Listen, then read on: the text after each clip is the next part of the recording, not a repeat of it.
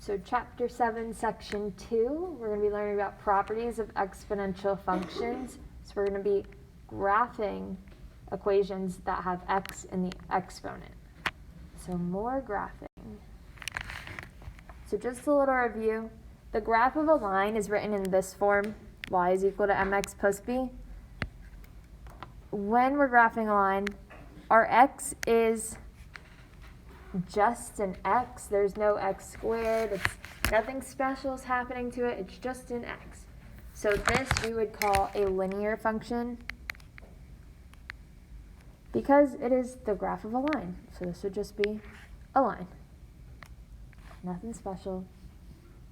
Anytime we see it written in this form where we just have a y and an x, it's just a linear equation. If we ever see it like this, where our x is squared, so x is squared here, our x is in parentheses, but it's still squared. So anytime x has an exponent, we have the graph of a parabola. So our graph would look like this.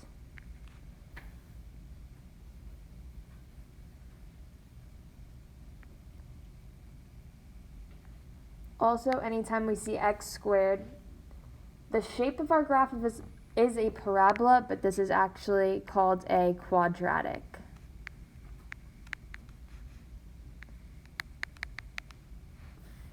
So we did this before when classifying our functions. Anytime we see x squared, it's a quadratic.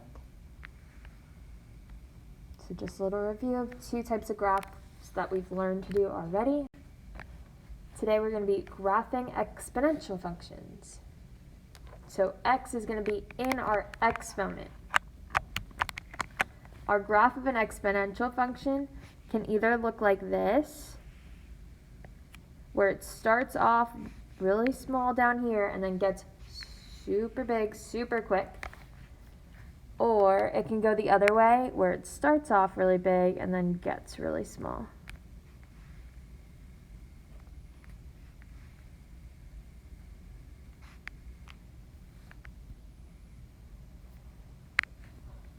So when it gets bigger, like the pink one, this is called exponential growth. When it gets smaller, this is exponential decay.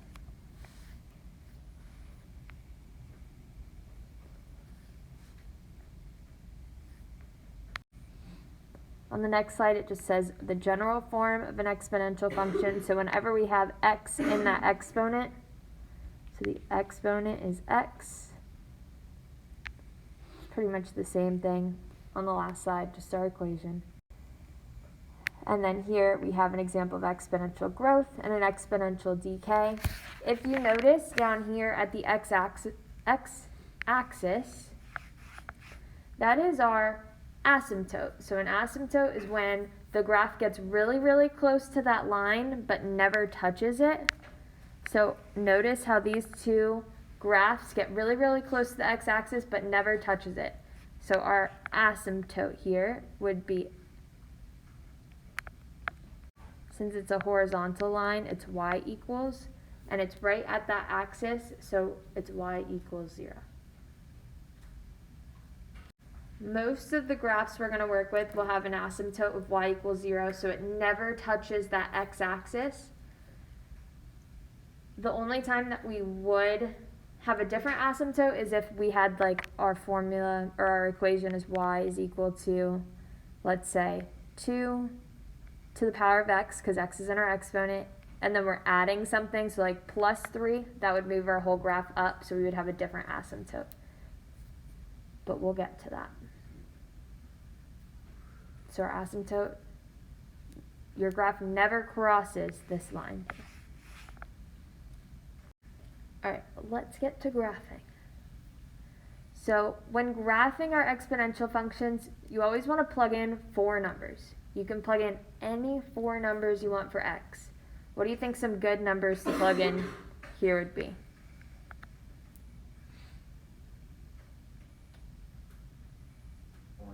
1. What else can we plug in?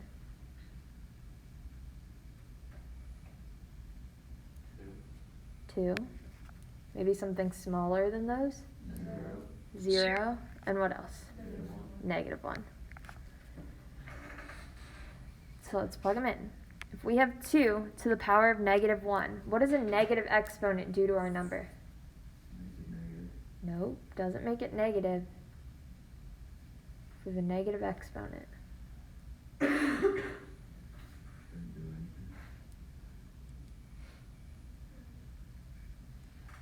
Anybody remember? It turns it into a fraction. So whatever it's touching, you just put it on the bottom of the fraction. So it would be 1 over 2. So a negative exponent turns it into a fraction.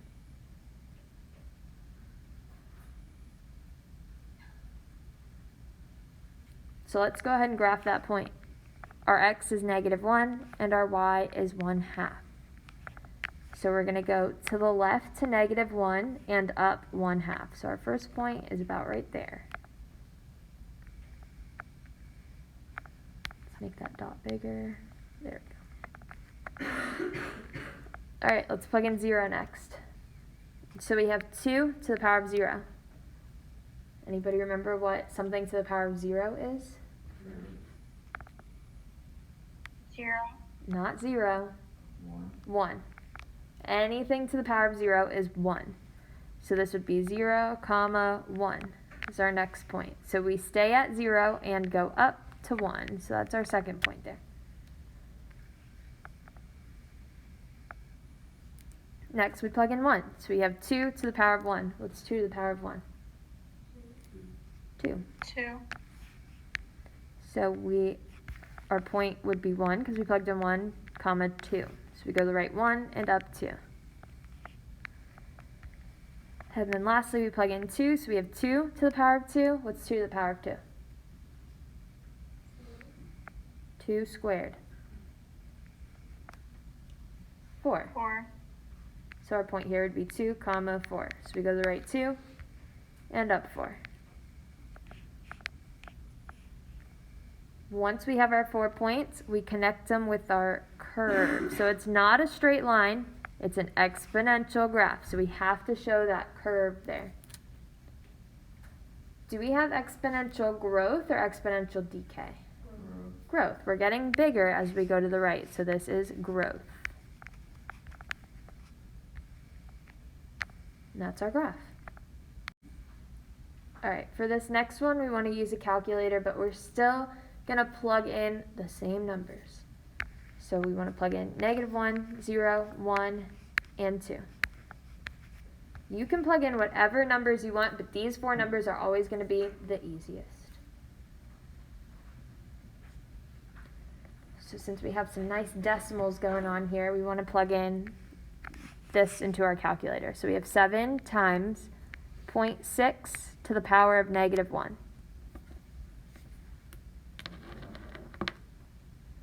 So we're plugging in -1 for our exponent, which here it would be t. But it doesn't matter. T is just our variable, which is pretty much the same thing as x. So we're plugging in -1. So first thing we want to do, remember, you still have to follow your order of operations. Do your exponent. So 0.6 to the power of -1.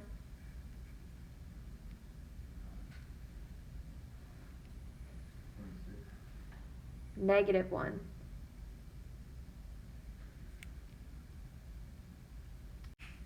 You get 11.66.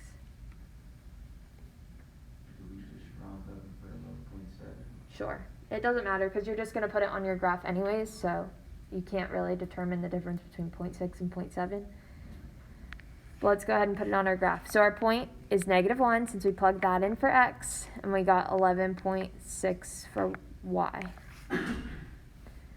So we go to the left 1 and we go up 11.6. So we're a little bit off our graph up here.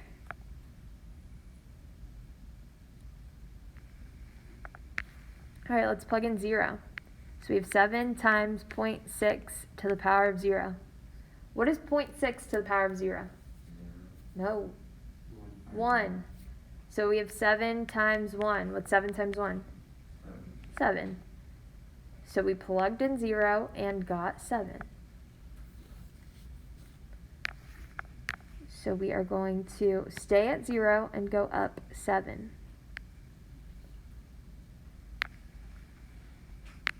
Next we plug in 1. So we have 7 times 0.6 to the power of 1. What is 0.6 to the power of 1? 0.6. So we have 0.6 times 7. So this would give us 4.2. So we plugged in 1 and got 4.2. So let's go to our graph. We go to the right 1 and up 4.2. So a little bit past 4.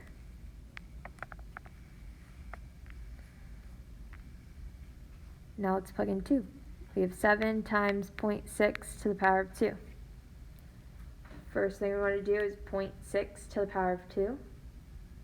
And then multiply that times 7. Miss Carter? Yes. How did it go down when we had 7? How did we get 4.2 if we were multiplying it to 7? Because we're multiplying 0.6 to 7. So it's a decimal, so it's going to get smaller. That's a good question. So because it's a decimal, it gets smaller. So here we have a decimal squared, so 0.6 squared, which would give us 7 times 0.36. And 7 times 0.36 is 2.52. Probably not, but you can use your calculators. So, but probably not. Not like this. But you might have fractions. So we plugged in 2, and we go up 2.5. So we're going to go to the right 2 and up 2.52. It's about there. Then we want to connect our dots with a curve.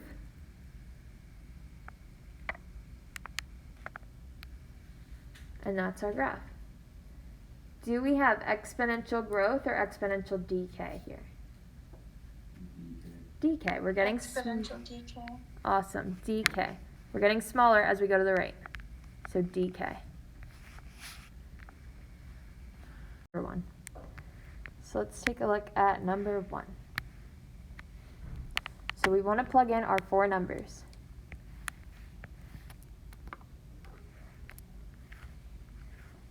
We're going to plug in numbers for x and get values for y. What are the 4 numbers we should plug in?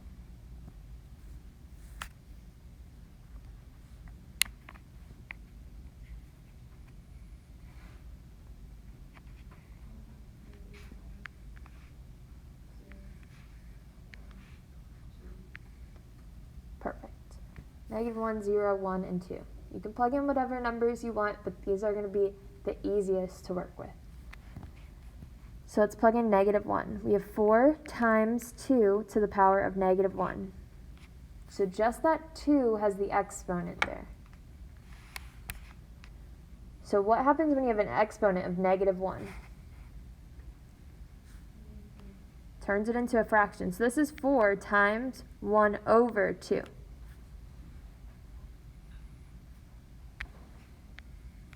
Four times 1 over 2 would be 4 over 2. And what is 4 over 2? 2.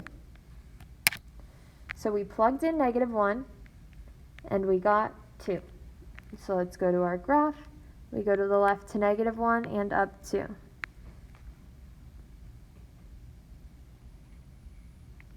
Next, plug in 0. So we have 4 times 2 to the power of 0. What's 2 to the power of 0?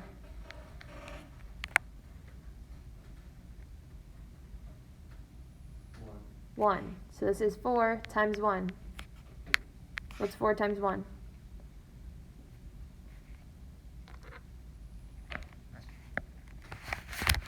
4. 4.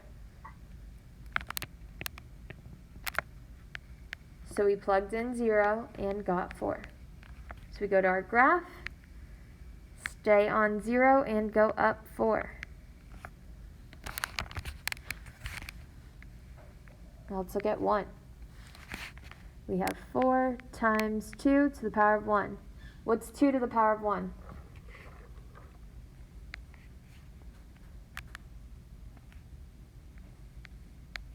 2 to the power of 1? 2. 2. So this would be 4 times 2. And what's 4 times 2? 8. So we plugged in 1 and got 8. So we go to our graph, go to the right 1 and up 8. And last but not least, we have to plug in 2. So we have 4 times 2 to the power of 2. What's 2 to the power of 2? 4. So 4 times 4 is what? 16. So we plugged in 2 and got 16. So we're going to go to the right 2 and up 16. So that's way off our graph up here. That's fine. Then we want to connect all of our dots with a curve. And that's our graph. Do we have exponential growth or decay here?